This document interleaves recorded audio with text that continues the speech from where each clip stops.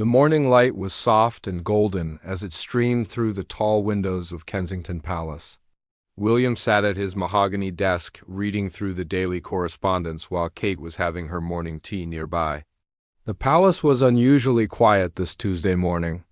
Their children, Prince George, Princess Charlotte, and Prince Louis, were already at school, and the usual bustle of staff seemed muted. Kate noticed William suddenly stop reading. His face changed completely. The color drained from his cheeks, and his hands holding the letter began to shake slightly. She put down her teacup immediately and walked over to him with concern written all over her face. "What is it, darling?"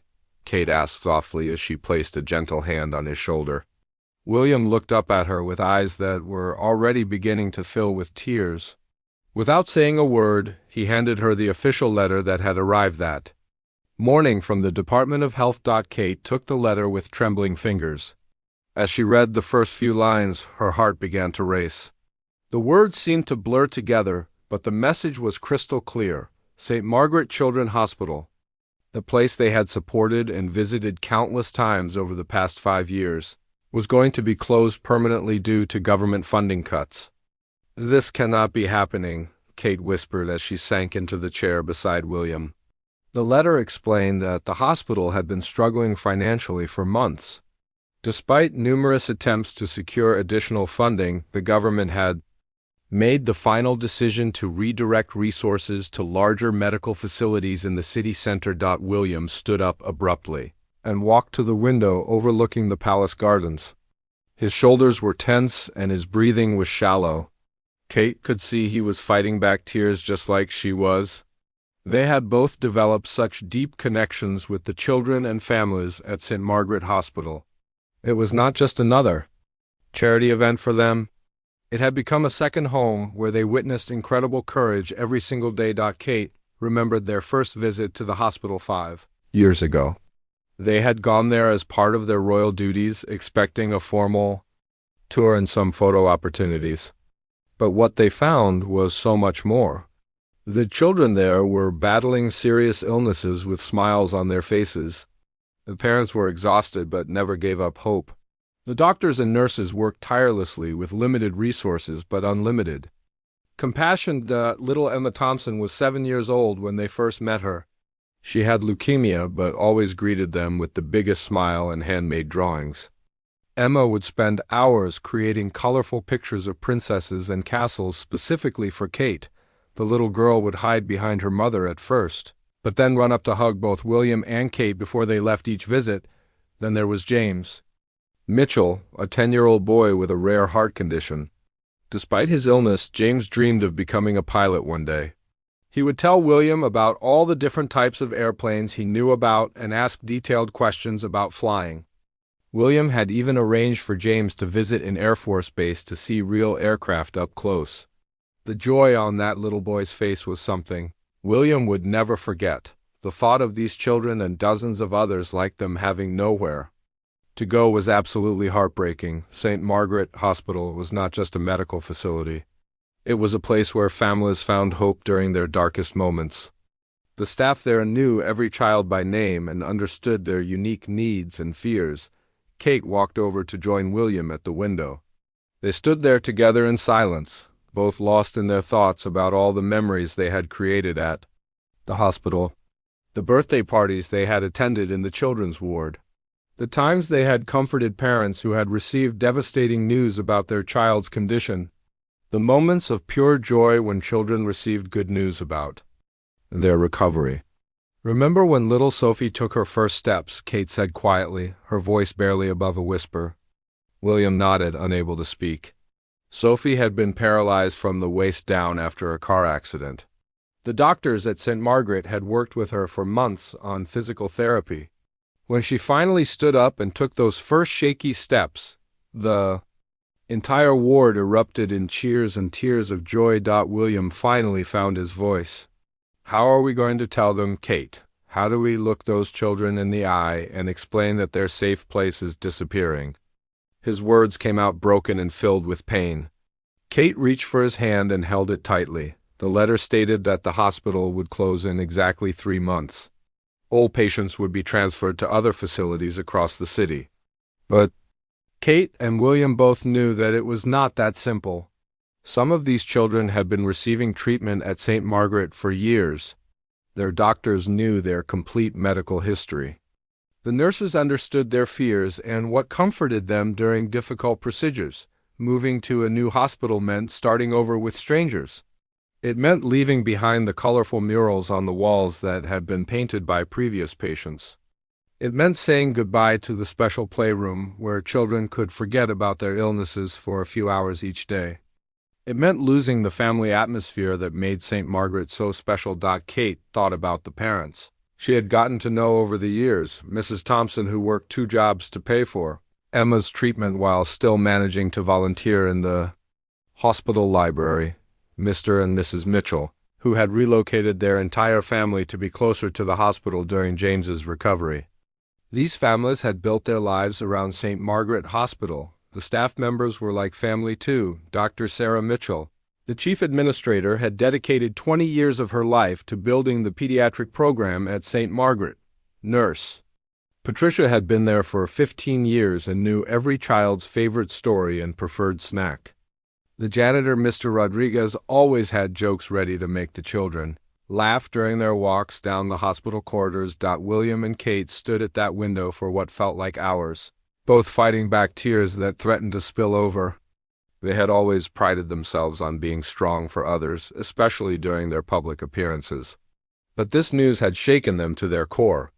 The thought of letting down all those brave children and dedicated families felt like failing in their most important responsibility. Kate could not stop pacing around their private sitting room. She walked from the window to the fireplace and back again, her mind racing with thoughts about the children at St. Margaret Hospital. William sat in his favorite leather chair watching her with deep concern. Neither of them had eaten breakfast, even though it was already past 10 in the morning. "We have to do something, William," Kate said suddenly, stopping in the middle of the room. Her eyes were red from crying, but now they showed determination instead of just sadness. "We cannot just sit here and let this happen to those children." William stood up and walked over to his desk where several phones were lined up. He picked up the red phone that connected directly to government offices. "I'm going to call the health minister right now," he said with a firm voice. Surely there must be some mistake or some way to reverse this decision. Kate felt a small spark of hope as she watched William dial the number. Maybe they could use their influence to change things. Maybe someone in the government would listen to them and find a way to keep the hospital open. She sat down on the edge of the sofa, her hands clasped tightly together as she waited. The conversation with the health minister lasted almost 30 minutes. Kate could only hear William's side of the discussion, but his face told her everything she needed to know. His expression grew more frustrated and disappointed with each passing minute. He asked about emergency funding, about private partnerships, about anything that might save the hospital. "I understand the budget constraints," William said into the phone, his voice getting stronger. "But we are talking about sick children who need specialized care. St. Margaret Hospital has been serving this community for over 40 years. There has to be another solution." Kate watched as William's shoulders sagged with defeat. The person on the other end was clearly not willing to change the decision. When William finally hung up the phone, he looked at Kate with such sadness that she immediately knew the answer. "The decision is final," William said quietly. "They have already signed the paperwork. The building will be sold to a private developer who plans to turn it into luxury apartments. All the medical equipment will be distributed to other hospitals in the region." Kate felt like someone had punched her in the stomach. Luxury apartments where sick children used to receive life-saving treatment. It seemed so wrong, so unfair. She thought about the beautiful garden at the hospital where families would sit together during difficult times. Soon it would probably be a parking lot for expensive cars. "What about the patients who are currently receiving treatment there?" Kate asked, dreading the answer. William looked at the notes he had written during his phone call. "They will be transferred to 3 different hospitals across the city," he replied. "Some children will have to travel over an hour each way for their appointments." The government says this is more efficient and cost-effective. Kate shook her head in disbelief. How could anyone think that making sick children travel long distances for medical care was efficient? Many of the families at St. Margaret Hospital struggled financially just to pay for gas to get to their current appointments. Now they would have to spend even more money and time traveling to unfamiliar places. William decided to try a different approach. He called his private secretary and asked him to arrange meetings with several wealthy business people who had supported their charities in the past. Maybe private funding could save the hospital even if the government would not help. The first call was to Sir Richard Hartwell, a successful businessman who had donated millions to various medical causes over the years. William explained the situation and asked if there was any way Sir Richard could help save St. Margaret Hospital. "I would love to help, William," Sir Richard said over the speakerphone so Kate could hear too. "But I have already committed most of my charitable budget for this year to the new cancer research facility. I simply do not have the resources to take on something this large right now." The next call was to Lady Margaret Foster, whose family foundation had supported children's causes for decades. She listened carefully to William's explanation but gave a similar response. Her foundation was focused on educational programs this year and did not have funds available for medical facilities. One by one, William called every wealthy contact he could think of. Each person was sympathetic and wished they could help, but none of them were able to provide the massive amount of funding needed to keep the hospital operating. Kate felt their hopes slipping away with each disappointing phone call. By lunchtime, they had exhausted their list of potential private donors. Kate had prepared a simple meal for them, but neither felt much like eating. They sat at their small breakfast table picking at their food while discussing what to do next. "Maybe we should visit the hospital today," Kate suggested. "We need to see Dr. Mitchell and find out exactly what the timeline looks like. The children and families deserve to hear this news from us personally, not from some official government letter." William nodded in agreement. They had always made it a priority to deliver difficult news face-to-face rather than hiding behind formal statements. It would be one of the hardest things they had ever had to do, but they owed it to everyone at St. Margaret Hospital to be honest and direct. They called ahead to let Dr. Mitchell know they were coming. Kate could hear the surprise and concern in the doctor's voice when William explained that they had received some troubling news about the hospital's future. Dr. Mitchell agreed to meet with them privately before they spoke with any of the families. As they prepared to leave Kensington Palace, Kate felt a heavy weight in her chest. She changed into a simple navy blue dress that would be appropriate for such a serious visit. William put on one of his more conservative suits. Neither of them wanted their appearance to distract from the important conversation they needed to have. The drive to St. Margaret Hospital usually took about 20 minutes, but today it felt much longer. They sat in the back of their official car in complete silence, both lost in their own thoughts about how to break this devastating news to people they cared about so deeply. Kate looked out the window at the familiar streets leading to the hospital. She had made this journey so many times over the past 5 years, usually feeling excited to see the children and hear about their progress. Today she felt sick to her stomach knowing that this might be one of their last visits to this special place. As their car pulled into the hospital parking lot, Kate and William could see some of the children playing in the outdoor courtyard with their parents and nurses. The sight of their happy faces made the situation feel even more heartbreaking. William and Kate walked through the main entrance of St. Margaret Hospital with heavy hearts. The familiar smell of disinfectant mixed with the scent of fresh flowers from the lobby arrangements greeted them. The cheerful yellow walls that had always made them smile now seemed to mock their sadness. Every step they took felt like walking through thick mud. Dr. Sarah Mitchell was waiting for them near the reception desk. She was a woman in her early 50s with kind brown eyes and graying hair that she always kept in a neat bun. When she saw their faces, her welcoming smile quickly faded into a look of deep concern. "Your Royal Highnesses," Dr. Mitchell said as she approached them. "Thank you for coming so quickly. From your phone call, I can tell something serious has happened. Should we go to my office to talk privately?" Kate nodded, not trusting her voice to remain steady if she tried to speak. William placed a protective hand on her back as they followed Dr. Mitchell down the familiar hallway. They passed the children's playroom, where they could hear laughter and the sound of toys being shared. The happy sounds made their mission feel even more difficult. Dr. Mitchell's office was small but comfortable, with photographs of recovered patients covering one entire wall. Kate's eyes immediately went to a picture of Emma Thompson from 2 years ago, holding up a drawing she had made for them. The little girl's bright smile in the photograph made Kate's throat tighten with emotion.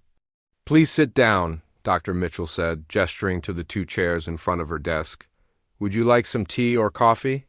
Both William and Kate shook their heads.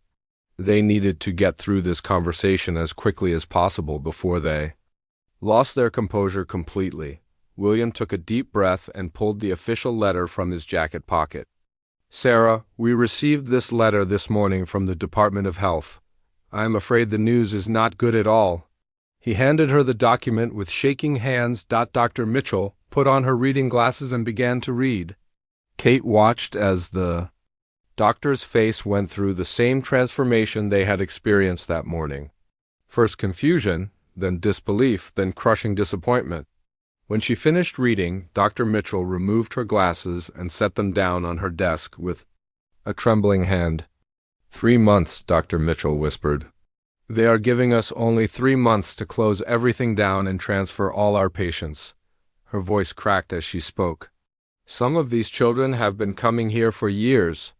This is the only medical facility they have ever known." Kate finally found her voice. "We have already tried calling government officials and private donors. Everyone says they are sorry, but no one can provide the funding needed to keep the hospital open."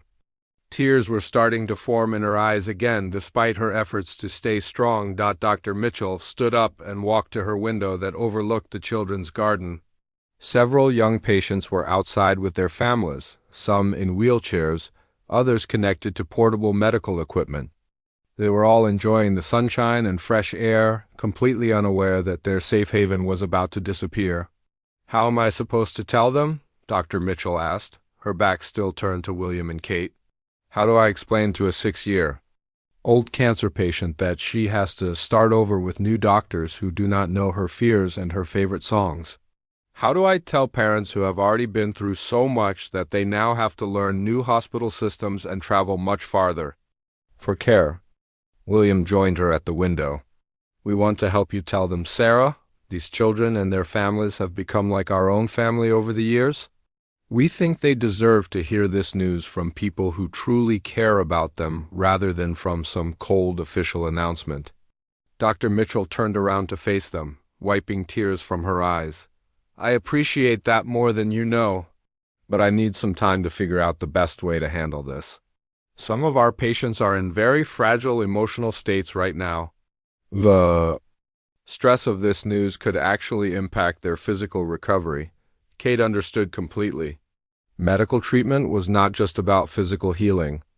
The emotional and psychological aspects were just as important, especially for children. St. Margaret Hospital had always understood this connection and created an environment where families felt safe and supported.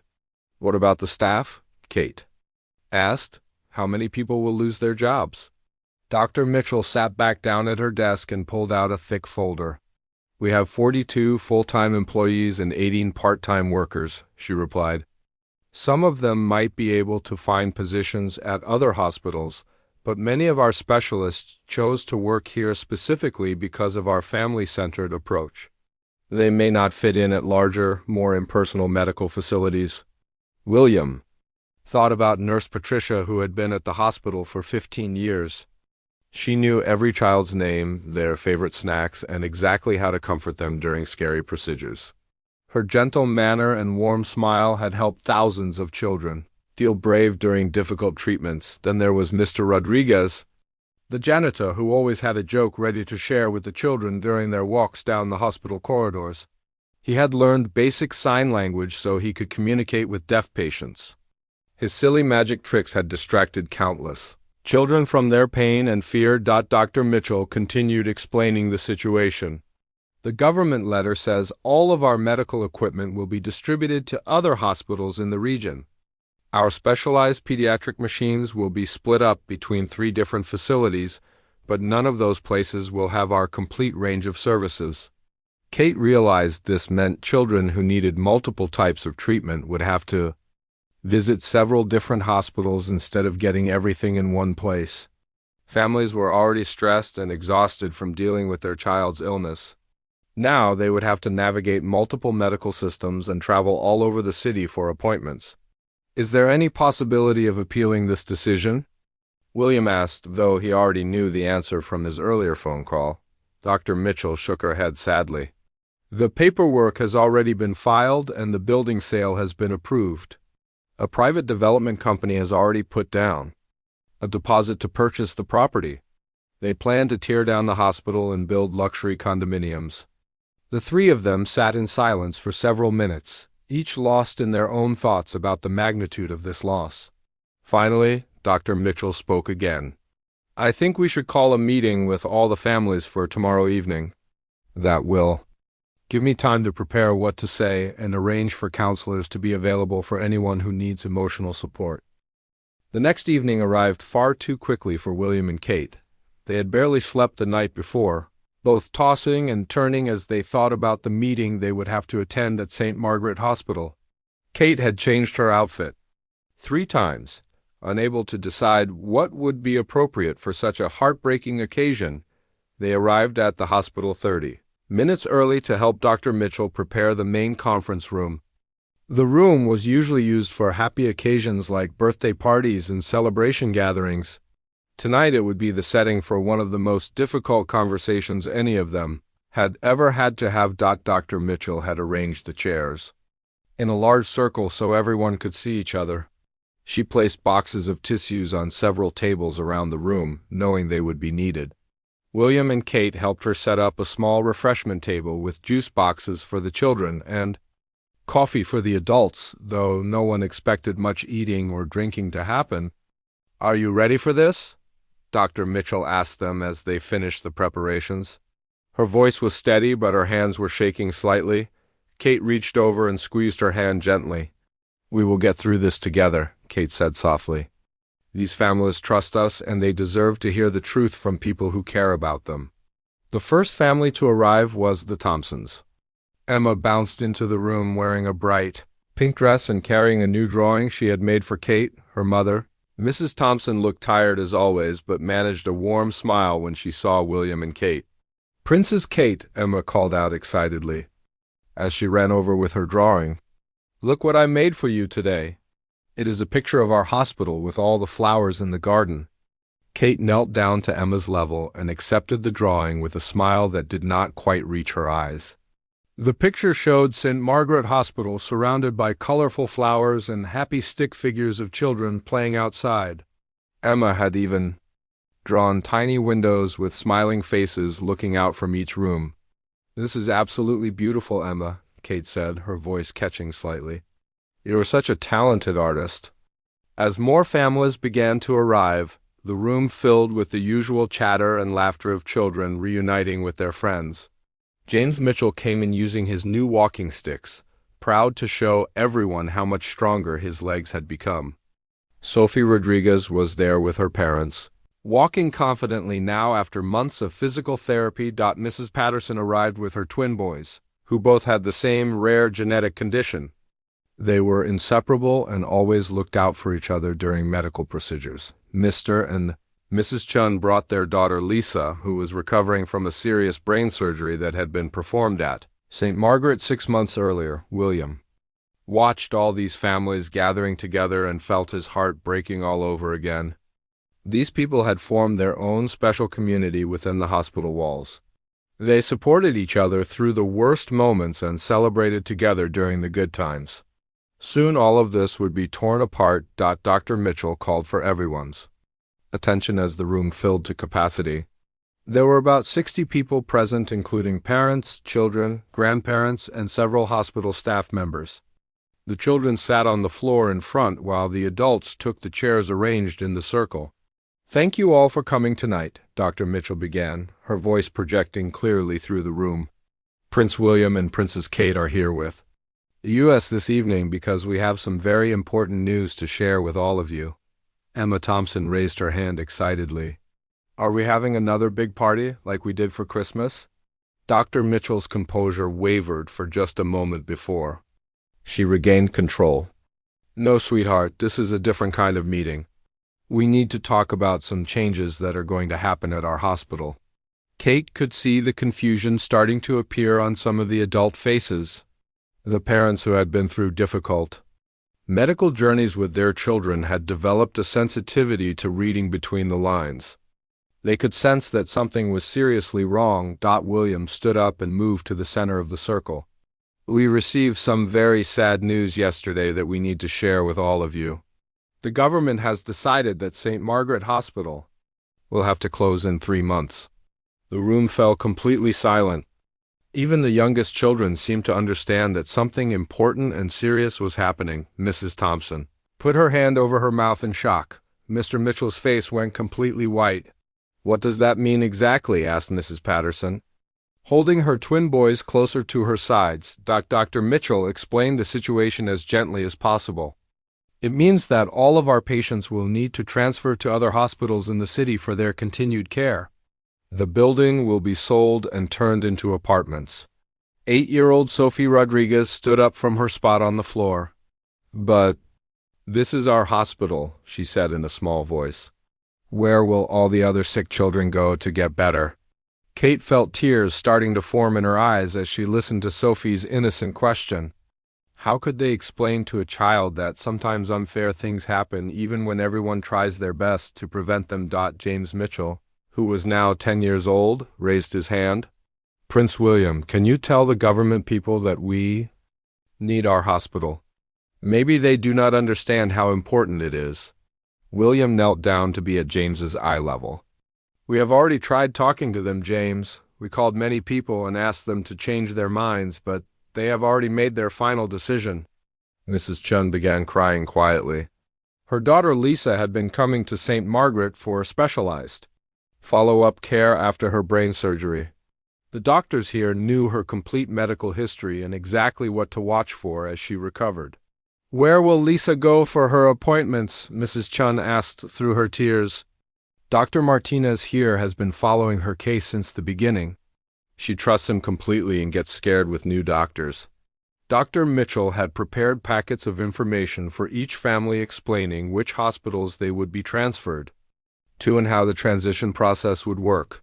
But as she began handing them out, several children started crying when they realized their friends might be going to different medical facilities.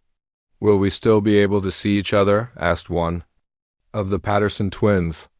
We will try our best to arrange that, Dr. Mitchell replied.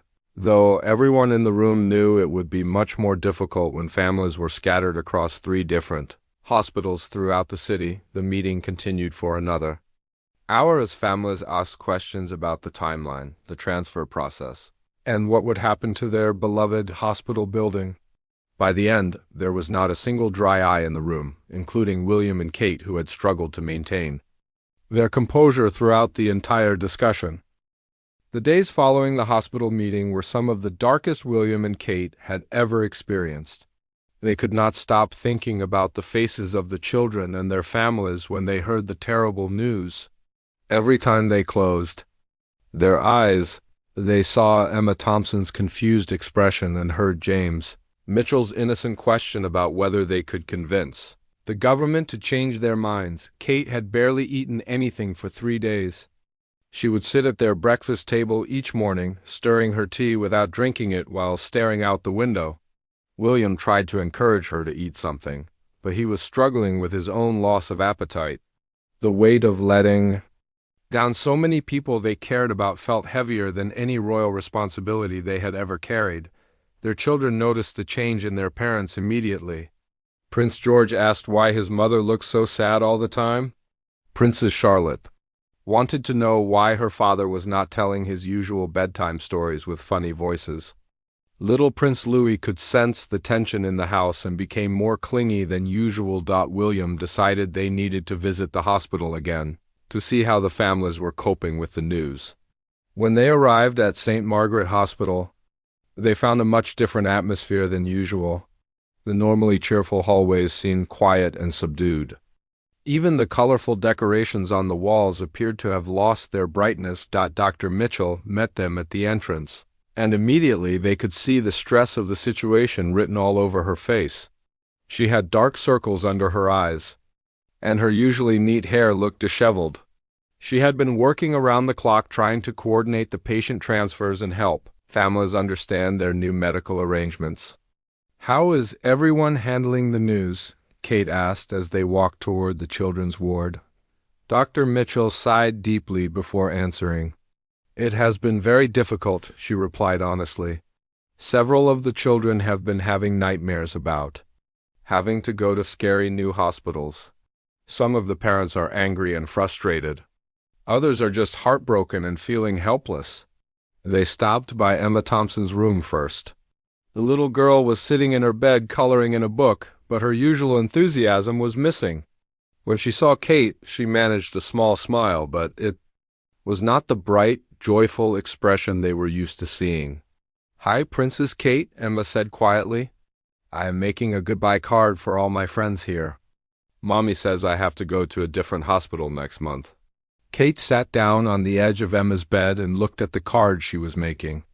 It had pictures of all the nurses and doctors at St. Margaret, along with her friends from the children's ward. At the bottom, Emma had written in her careful 7-year-old handwriting, "I will miss you forever." "That is a very thoughtful card, Emma," Kate said, fighting back tears. "I am sure everyone will treasure it always." Mrs. Thompson appeared in the doorway looking exhausted. She had been crying recently and her eyes were red and puffy. "Your Royal Highness," she said softly, "thank you for coming to check on Emma. She has been asking lots of questions about why the hospital has to close, and I do not always know how to answer her." William joined them in the small room. "We understand how confusing this must be for all of you.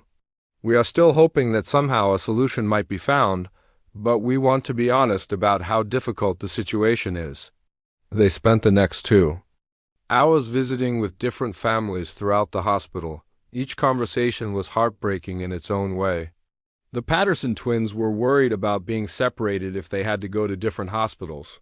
Sophie Rodriguez was scared about learning to trust new physical therapists.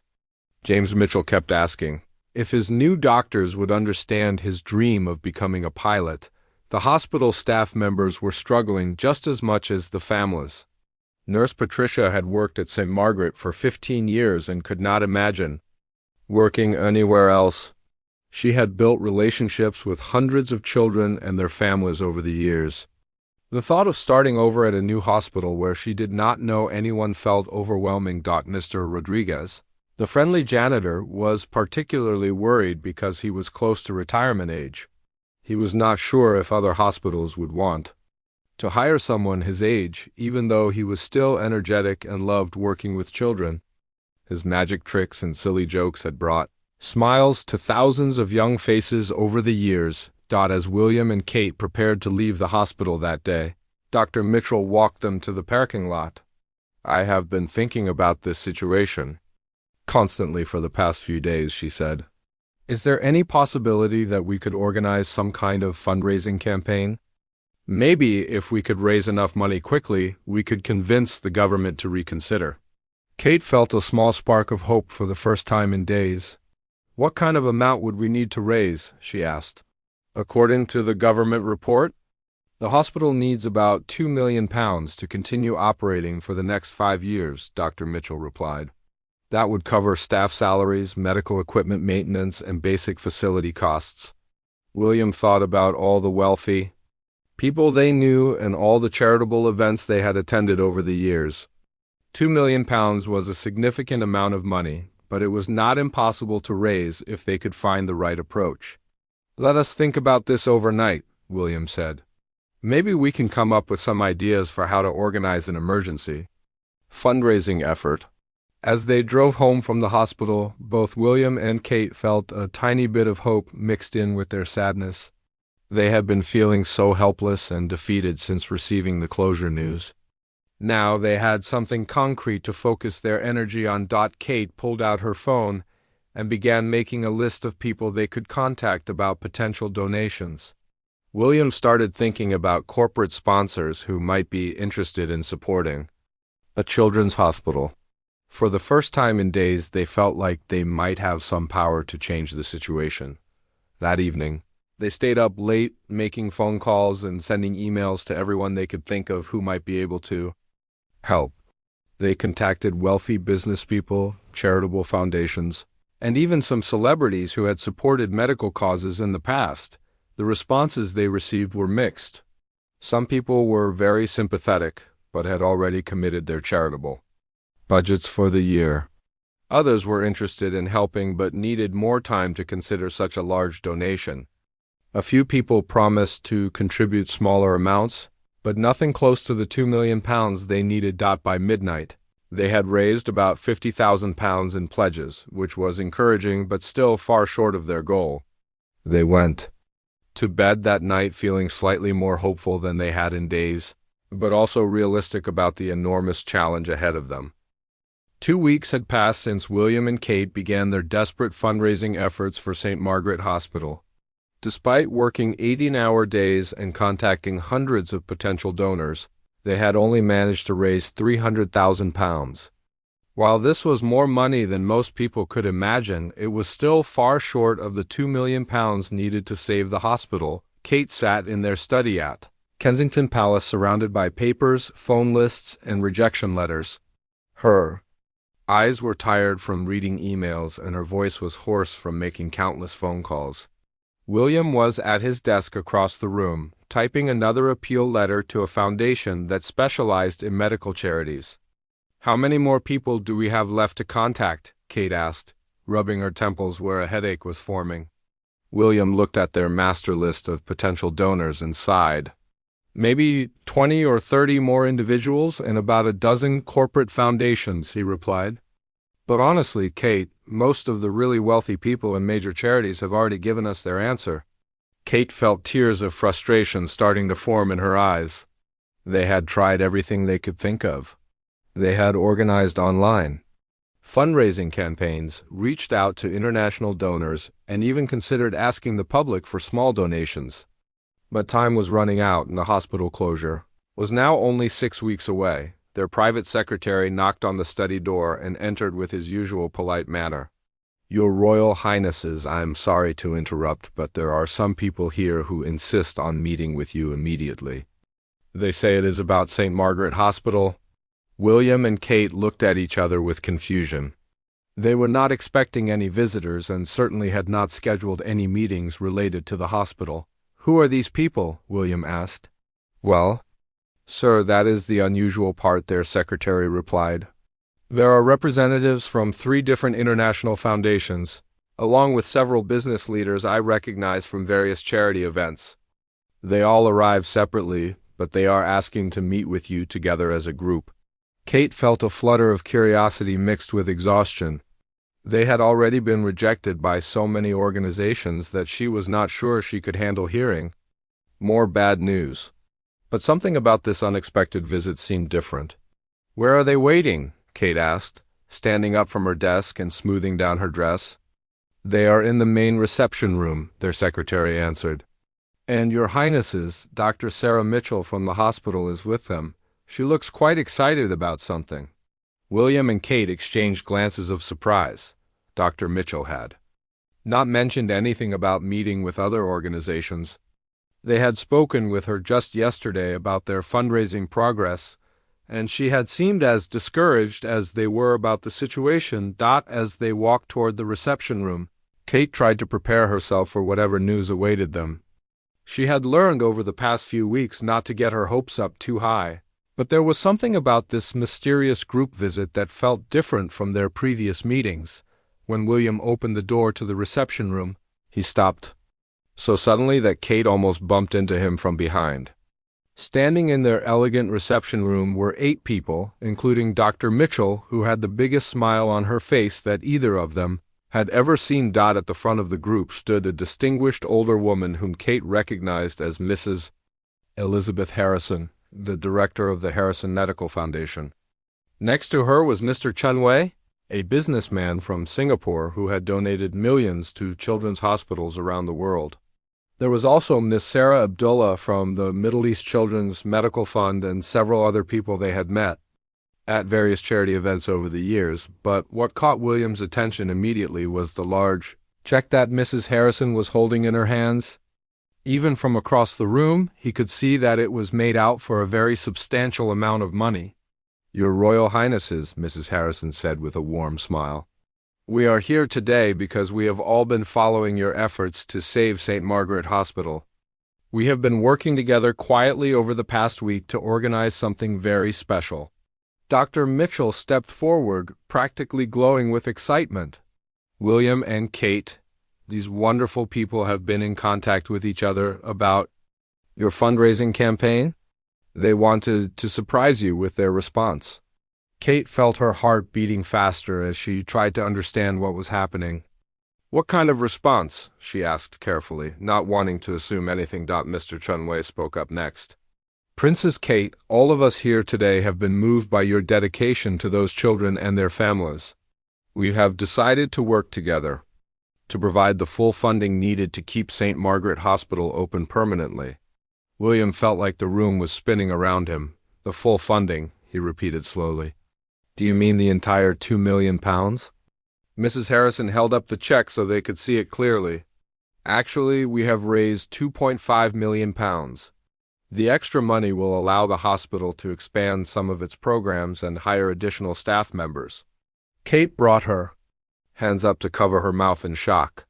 After weeks of rejections and disappointments, she could not believe what she was hearing.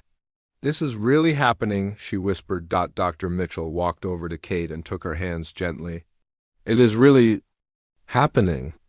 These amazing people have not only saved our hospital, but they have given us the resources to make it even better than it was before." Miss Abdullah explained how they had all been working together.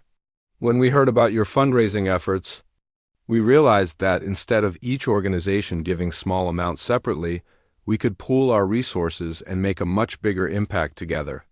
William was still staring at the check in amazement. "How did you organize all of this so quickly?" he asked. "Dr. Mitchell contacted my foundation 2 weeks ago," Mrs. Harrison explained. "When I heard about the situation, I immediately reached out to my colleagues at other medical charities around the world. We all agreed that St. Margaret Hospital was exactly the kind of facility that deserved our support." Kate felt tears of joy streaming down her face as the reality of the situation began to sink in. Emma Thompson would not have to leave her familiar doctors and nurses. James Mitchell could continue his treatment at the hospital where everyone understood his dreams. Sophie Rodriguez would not have to start over with new physical therapists. "The families do not know about this yet," Dr. Mitchell said excitedly. "We wanted to tell you first, and then we can all go to the hospital together to share the good news." William walked over to each of the donors and shook their hands personally, thanking them for their incredible generosity. Kate was still crying tears of happiness as she hugged Dr. Mitchell tightly. "We need to call the hospital right away," Kate said through her tears. "The children and their families have been so worried and scared. They need to know that their safe place is not going away after all." The group spent the next hour discussing the details of how the funding would work and what improvements could be made to the hospital with the additional money. Then they all traveled together to St. Margaret Hospital to deliver the most wonderful news that building had ever received.